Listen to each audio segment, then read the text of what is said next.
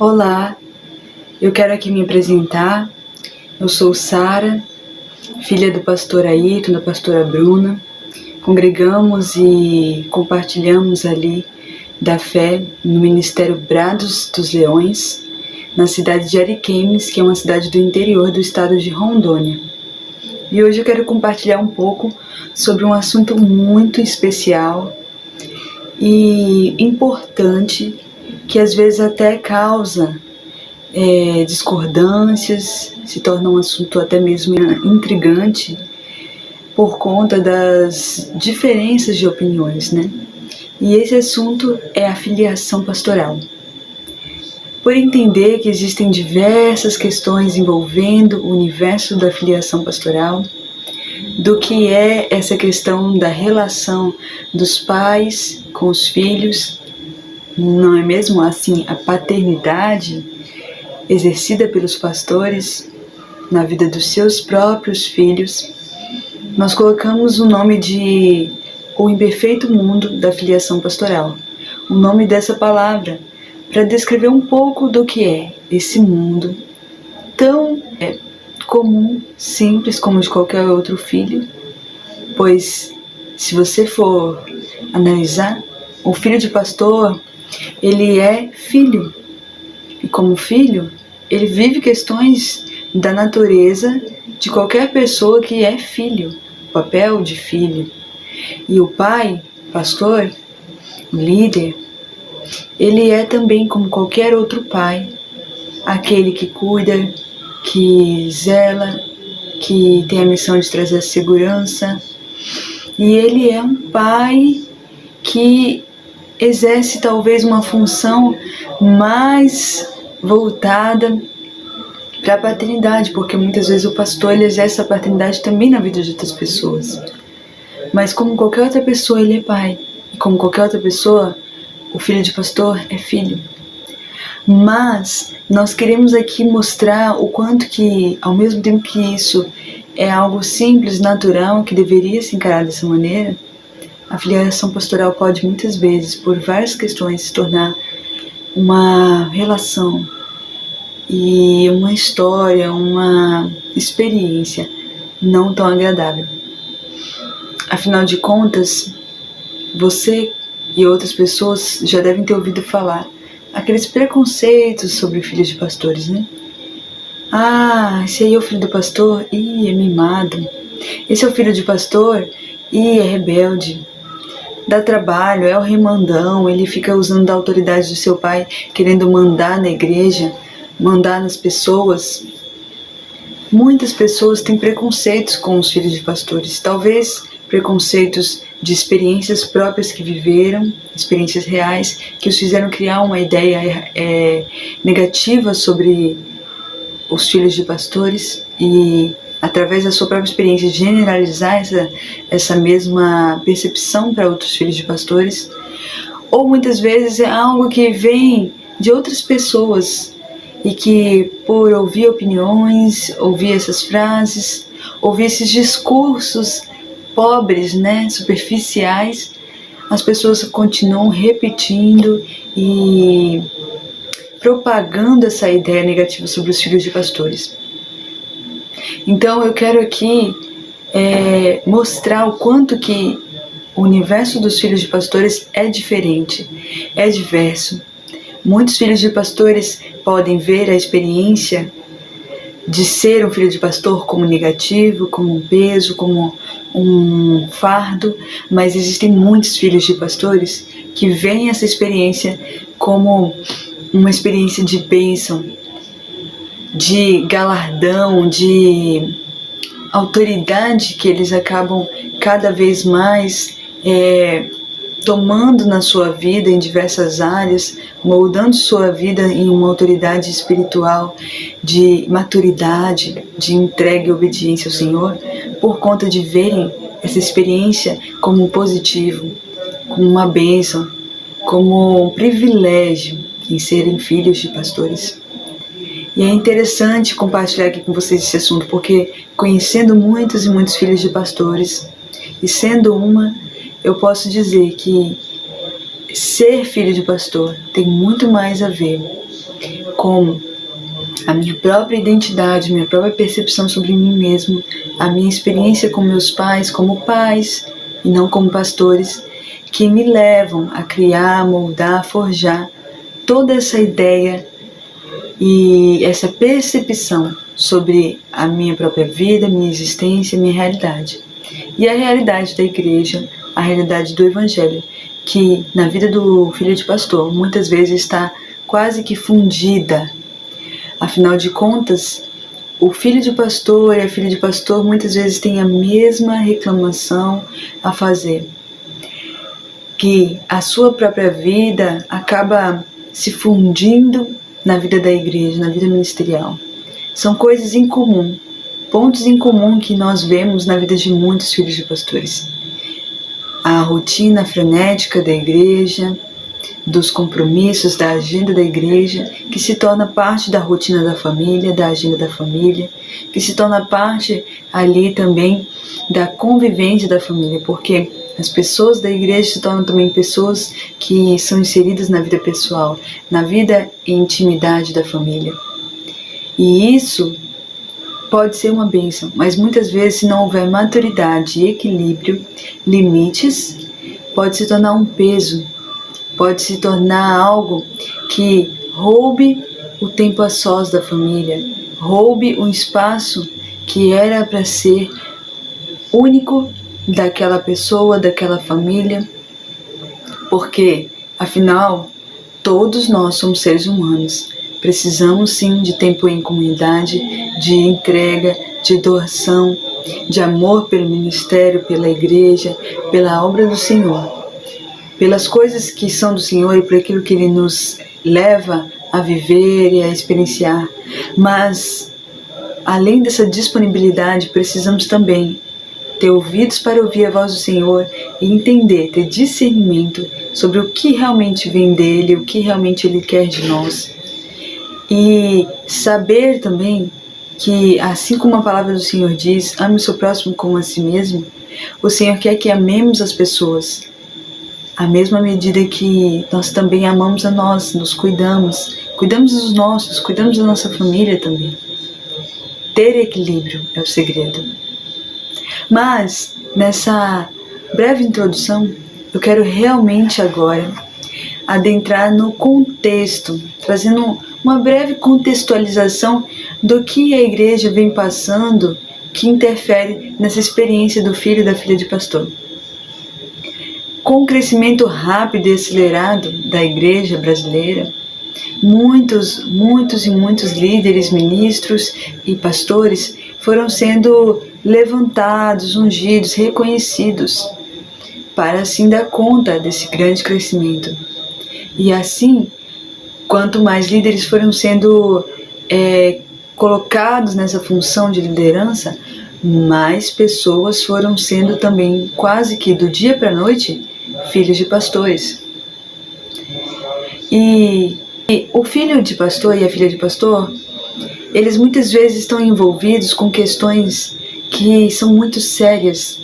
Estão envolvidos em uma guerra muito grande por estarem envolvidos nessa íntima relação que os seus pais têm com questões da igreja, com questões da vida de outras pessoas, com questões muitas vezes espirituais, emocionais, que geram um peso de responsabilidade muito grande e que necessariamente exigem deles um amadurecimento muito rápido e acelerado.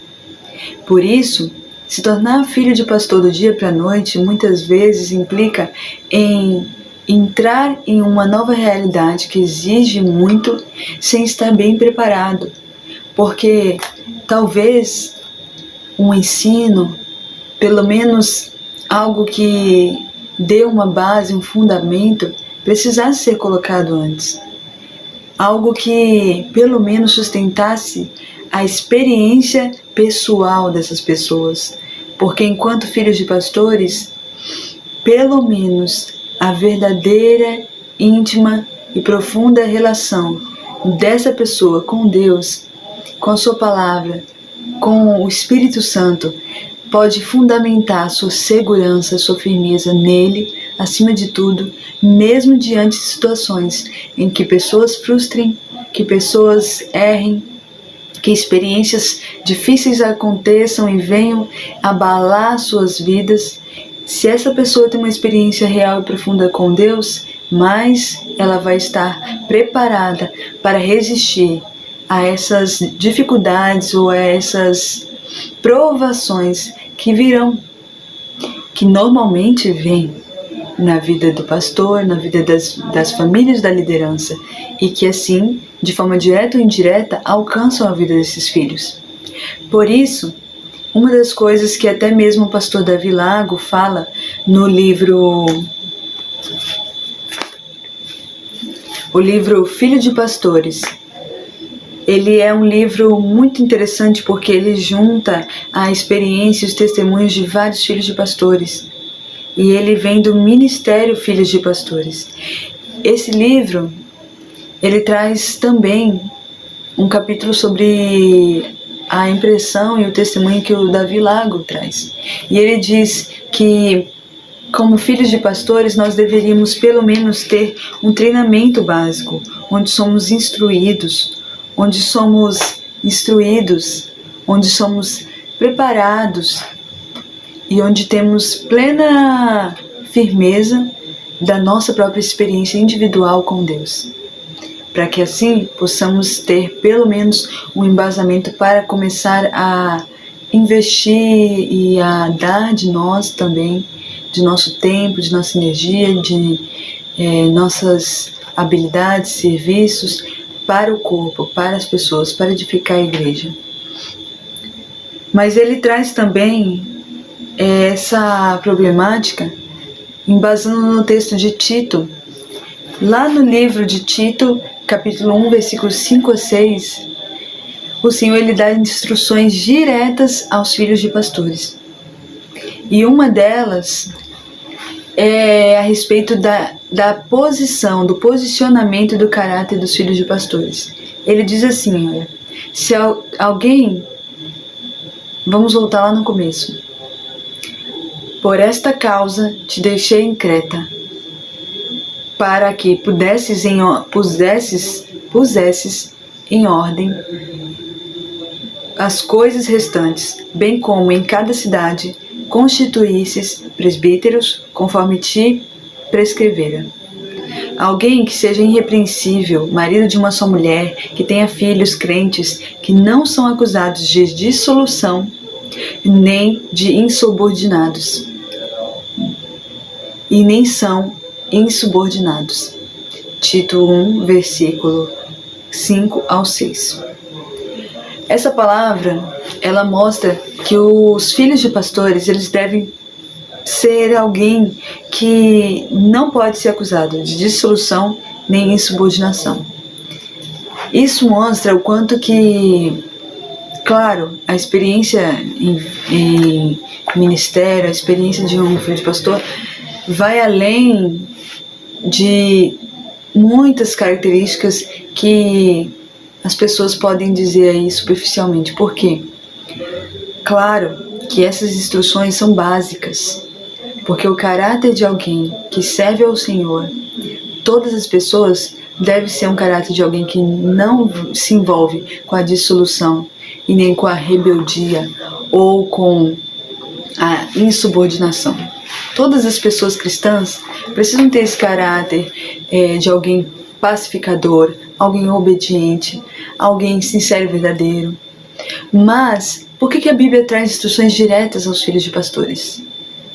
Será que porque muitas vezes os filhos de pastores, se tiverem uma vida de rebeldia, de malícia, de dissolução, não irão de alguma forma afetar os seus próprios pais?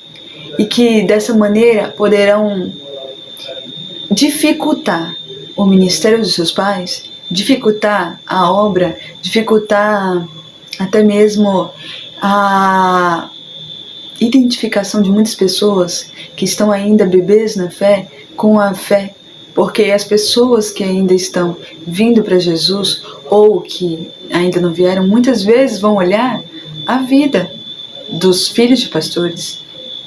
Então, os filhos de pastores muitas vezes são alvo da observação. E por isso, um grande perigo aí se esconde, pois muitas vezes são também colocados debaixo de um jugo de uma responsabilidade muito grande. Às vezes até muito pesada e muito exigente para a sua maturidade física e emocional. Porque muitas vezes aquilo que deveria ser cobrado somente dos pastores, a igreja, os irmãos, podem começar a cobrar também dos seus filhos, direto ou indiretamente. E muitas vezes desses filhos que são criança, pré-adolescente ou adolescente, que ainda não têm uma maturidade tão grande assim, que como qualquer pessoa, na faixa etária deles teria comportamentos às vezes um pouco infantis, não podem ter, porque são os filhos de pastores ou são os filhos dos líderes. E aí está o perigo, porque como qualquer outra pessoa, como qualquer outra criança, adolescente ou jovem, eles são pessoas. Eles têm necessidades emocionais, relacionais, físicas, como qualquer outra pessoa.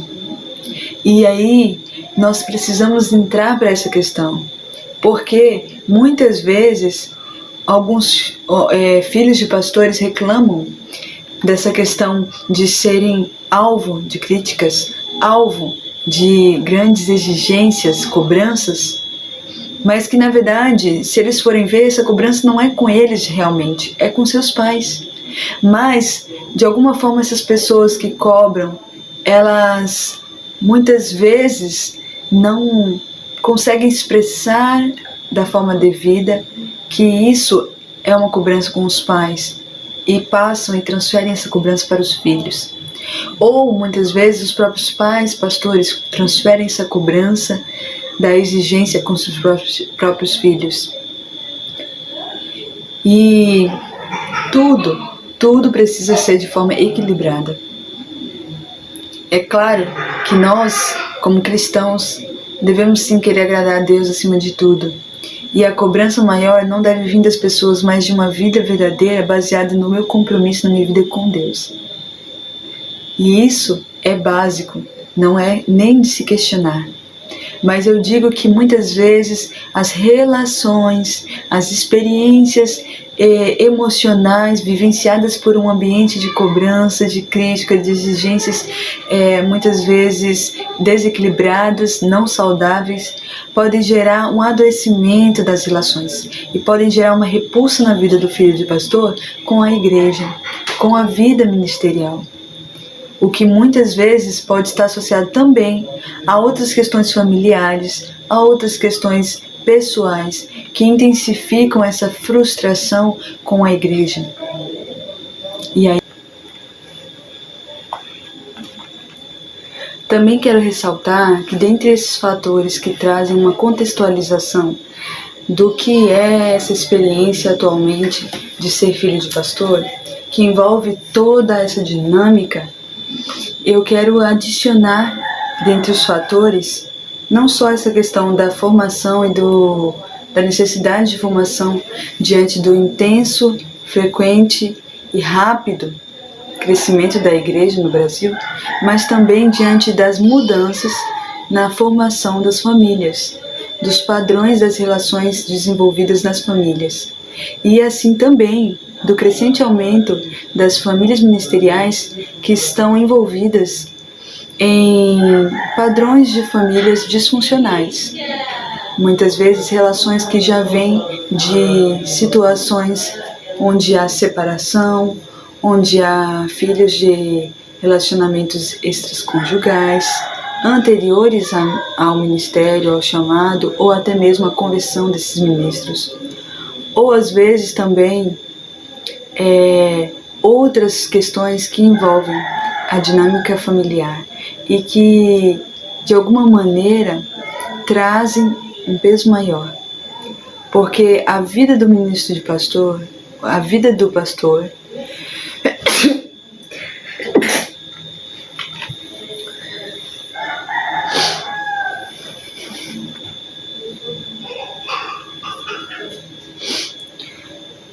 Porque a vida do pastor e a vida do filho de pastor, tudo aquilo que caracteriza essa pessoa, que caracteriza a sua realidade, se torna parte também daquilo que ele faz, daquilo que ele exerce e daquilo que envolve, de certa forma, o seu ministério. Afinal de contas, mesmo quando Deus usa alguém, quando alguém se disponibiliza para Deus, ele se disponibiliza a si mesmo com os seus recursos, com aquilo que tem e aquilo que ele é por si só. Uma pessoa, sua personalidade, com o seu temperamento, com os seus dons, talentos, com as suas dificuldades e limitações. Assim como qualquer outra pessoa que exerce uma função e traz consigo suas próprias características, suas próprias marcas, sua própria história, as famílias ministeriais podem estar muitas vezes carregadas por histórias, não muitas vezes fácil, uma história muitas vezes complexa, que precisa de uma atenção maior e que muitas vezes influencia toda essa dinâmica do que é a vida ministerial, a vida em igreja e a vida em família. Assim, uma das coisas que filhos de pastores também trazem como queixa é o desamparo infantil, o desamparo pela falta do pai, por muitas vezes estar por muitas vezes os pais estarem tanto tempo envolvidos com outras pessoas, com as dificuldades, com as exigências, demandas que o ministério traz, que ao não priorizarem sua família, ao não equilibrarem de forma saudável o tempo dado à igreja e o tempo dado aos seus filhos, trazem essa sensação de desamparo infantil, essa sensação de quase serem rejeitados ou deixados de lado. Pois como qualquer outra criança, as crianças, filhos de pastores, ou aqueles adultos que um dia foram crianças, estavam ali diante de uma necessidade pessoal, ser filho, ter atenção, ter o tempo dos pais, como qualquer outro. E isso precisa ser reforçado. Também outra necessidade e outra demanda não suprida que pode gerar um adoecimento, pode gerar uma problemática na percepção do filho de pastor sobre sua própria vida, realidade, experiência e sobre o ministério pastoral, é a carência, muitas vezes gerada não só pela falta do pai, mas por essa carência do próprio pai em ser um líder que supre todas as demandas, sejam elas importantes ou aquelas que muitas vezes são superficiais. Porque um líder carente, um pastor e um líder carente, muitas vezes ele vai querer correr atrás de suprir todas as demandas das pessoas, até mesmo aquelas que não são demandas genuínas.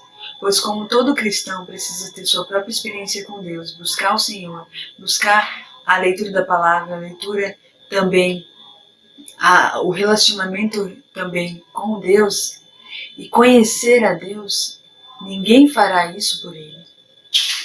Isso é uma necessidade pessoal. Isso é desenvolvido pessoalmente, intimamente com Deus. Cada pessoa com Deus, na sua experiência. Mas se um líder for carente, ele vai muitas vezes pegar do outro a responsabilidade para si próprio e vai tentar suprir essa necessidade, que na verdade não precisa ser suprida por ele. É uma responsabilidade pessoal e única de cada um. E isso traz implicações para a família, isso traz implicações para a vida em família, pois isso rouba o tempo, a energia e tudo mais desse líder que corre sem limites atrás de suprir as necessidades da sua igreja, atrás de suprir as necessidades de suas ovelhas.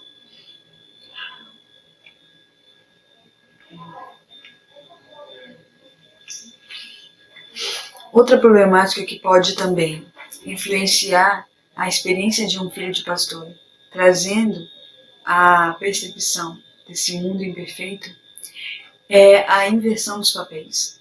Quando a vida em família, quando os papéis em família são trocados, toda a dinâmica da família é também atingida. Quando muitas vezes esse pai, esse homem, pastor, está na função que não era para ser sua, e a função da mulher, dessa mãe, dessa pastora, ou dessa mãe, enquanto mãe, está invertida, ela está, muitas vezes, pela ausência do pai, agindo e fazendo coisas que envolvem o papel desse pai, toda a dinâmica da família será abalada por conta dessa inversão de papéis. E isso traz graves danos. Isso pode acarretar outros problemas. Diante de todas dessas questões sociais, familiares, culturais e temporais, ocasionais, que eu citei aqui, também acho muito necessário, também é necessário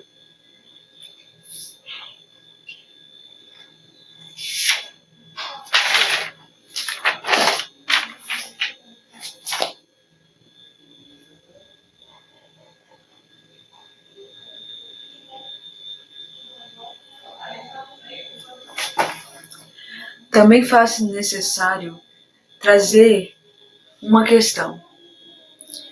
Essa cobrança que nós citamos anteriormente sobre os filhos de pastores pode estar associada a várias causas, mas quero citar dentre elas duas. Uma é, talvez, um pouquinho do ranço, talvez um pouquinho da visão, do entendimento da Igreja Católica a respeito dos santos ministros, dos padres e das freiras, dos ministros em geral que serviam lá na Igreja Católica. E podem estar associados àquela ideia que essa pessoa passa a ter uma natureza de divindade, uma natureza transformada, onde é quase como se entendessem que essa pessoa não é mais um ser humano qualquer, ela é uma espécie de semideus, uma espécie de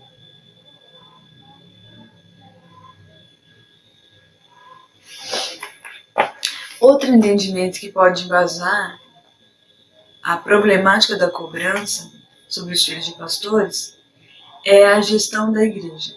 Quando parte da igreja, ou a igreja em si, geral, começam a olhar para os pastores e a sua família como simplesmente empregados que estão ali sendo pagos para fazer o que fazem. E começam a cobrar deles nesse sentido. Cobrar responsabilidades como puramente de cumprimento de tarefas. E quando essas não são cumpridas como se espera, elas são também motivos de críticas, motivos de cobranças.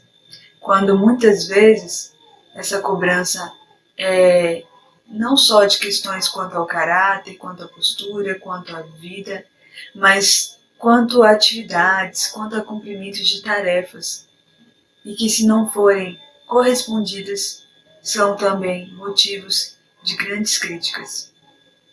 Sim, isso pode tornar as coisas muito complicadas.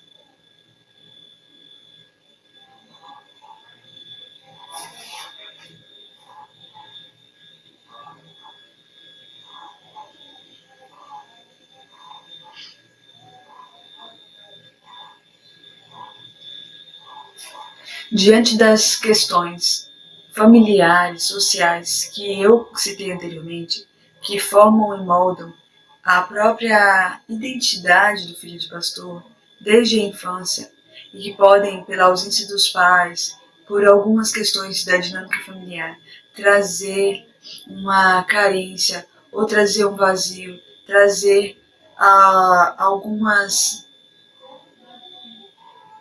pendências com esse passado, o futuro ministerial pode ser também agravado. comprometido, porque todo excesso é perigoso. Nós podemos dizer aqui que o perigo está nos excessos do tudo ou nada. Tudo, aquela vida frenética, aquela agenda tumultuada, aquela entrega total aos outros, aquela negação de si mesmo para viver em função do outro, ou nada. Não querer mais saber de nada que envolve ministério, igreja, nem pastoreio, nem pessoas. E isso são extremos perigosos, o tudo ou nada. Mas isso muitas vezes é já uma consequência de uma vida que antes não foi... São consequências de uma experiência que antes não foi podada, não foi equilibrada. Pois muitas vezes a vida em igreja está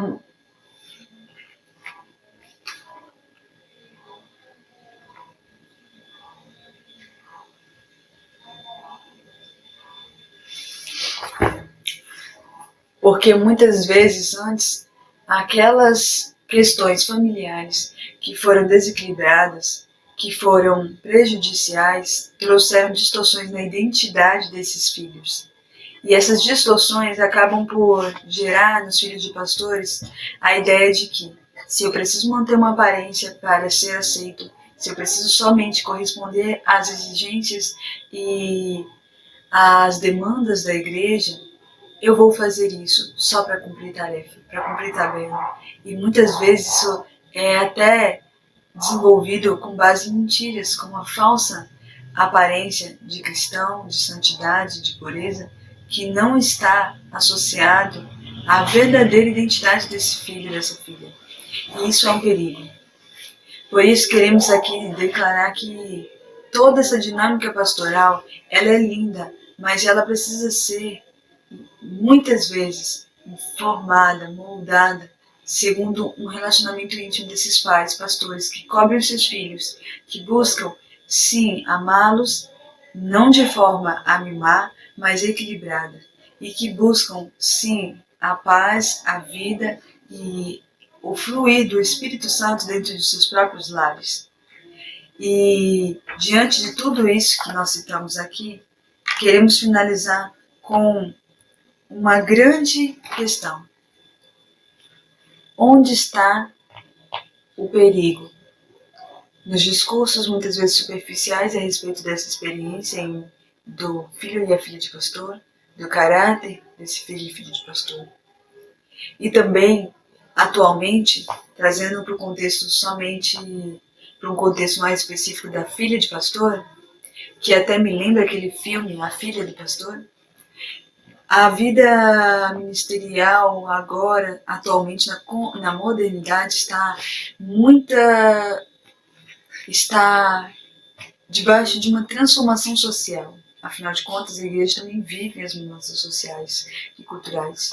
E a feminilidade, o papel da mulher, os contextos em que a mulher tem se colocado, as exigências e demandas que a mulher muitas vezes tem buscado suprir, e assim cada vez mais os papéis da mulher têm se multiplicado, e aí está o perigo dos excessos de papéis, do excesso de papéis que essa mulher supre na vida social, na vida familiar.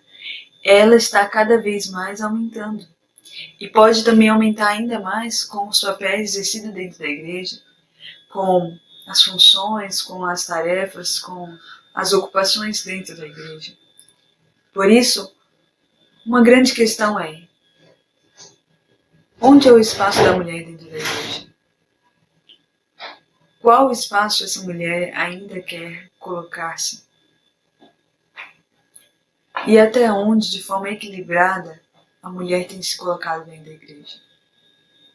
Porque creio genuinamente no ministério feminino, no ministério da mulher, no chamado de Deus para a vida das mulheres. Mas um grande perigo é deixar com que excessos possam roubar uma possibilidade de vivenciar essa experiência de forma realmente saudável, equilibrada e espiritual. Afinal de contas, é na moderação, é no equilíbrio que o Espírito Santo se encontra. Então, precisamos ter muito cuidado para não trazer para questões ministeriais percepções distorcidas a respeito da feminilidade. Porque se existe uma falta, uma ausência lá de trás, que a mulher está tentando suprir, que a mulher busca suprir, colocando-se no excesso de papéis, colocando-se em lugares e posições que não cabem ela, isso pode ser um grande perigo.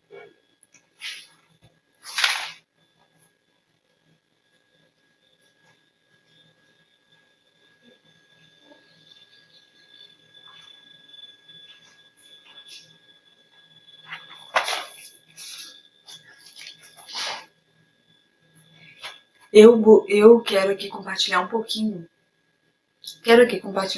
com vocês da minha história. Aos 6 anos de idade, eu já estava diante de experiências, algumas delas, que envolvem o ministério pastoral, que envolvem essa dinâmica ou essa rotina pastoral, pois meus pais estavam no seminário teológico e estavam já nessa formação enquanto pastores, enquanto formação de pastores. Mas aos 10 anos de idade foi quando efetivamente eles começaram a liderar uma igreja local. E eu realmente fui inserida totalmente nesse contexto de ministério. De lá para cá, as coisas continuaram assim. Sempre envolvida na rotina pastoral, sempre envolvida em estar ali, vendo os meus pais, suprindo, se vendo meus pais exercendo função de pastores, indo atrás de cuidar de vidas, aceitando, se disponibilizando para o ministério. Mas uma questão que sempre esteve em nossas conversas e em nossos momentos em família era o quanto que era importante o nosso momento a sós com Deus, a nossa vida com Ele e o nosso momento a sós em família. Os momentos de lazer, os momentos de conversa, os momentos ali de tempo de qualidade em família. E isso eu vejo que foi fundamental para crescer numa ideia, para crescer de forma saudável e amadurecer de forma saudável diante das questões pessoais e ministeriais. Afinal, ter tido uma base importantíssima e continuar tendo, de valorizar a palavra do Senhor, a experiência com Ele, e de, sim, ter minhas próprias experiências com Ele, me fizeram ouvir e entender o que o Senhor queria de mim. Que, acima de tudo, eu tivesse Ele em primeiro lugar na minha vida. E que, acima de tudo, mesmo que pessoas me frustrassem,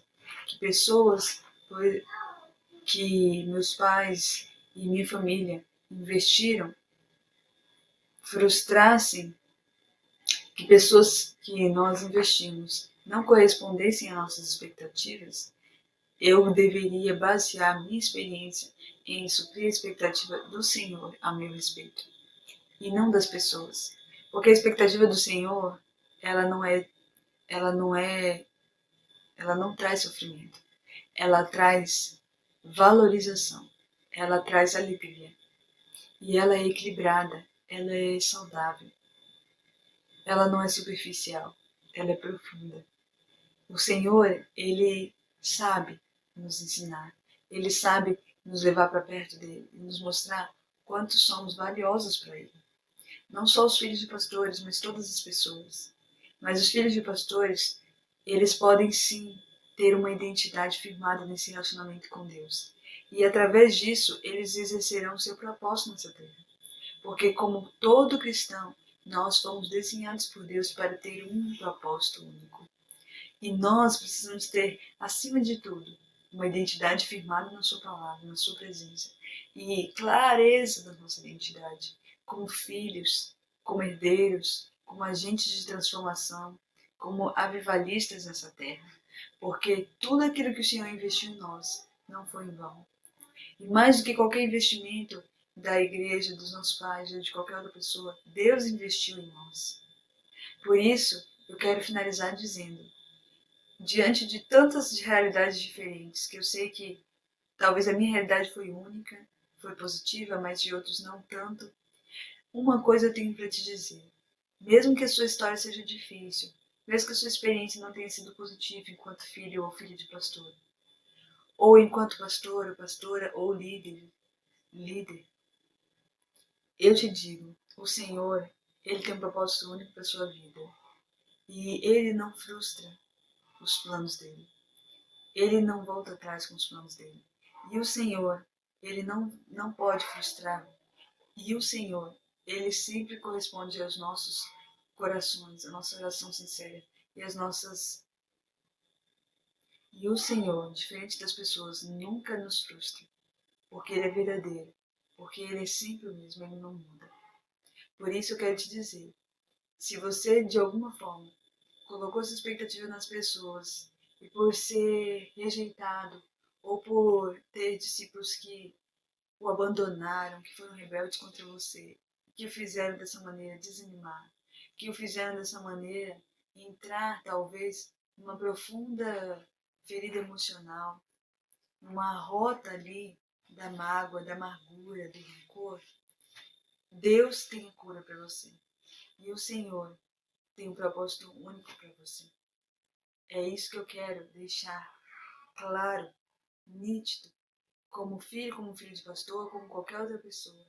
O Senhor, Ele te deu valor. O Senhor, Ele te ama, Ele pagou um alto preço. E Ele tem um propósito único para a sua vida. Por isso, busque Ele. Busque ouvi-lo. Busque se atentar para aquilo que Ele te diz, para aquilo que Ele quer de você e para aquilo que Ele quer te mostrar. Pois Deus tem um destino e Ele tem um desenho traçado para cada um de nós. Amém? Essa é a palavra que eu quero deixar com vocês. Eu agradeço a oportunidade e quero deixar aqui um grande abraço para todos aqueles que estão compartilhando esse momento dessa palavra.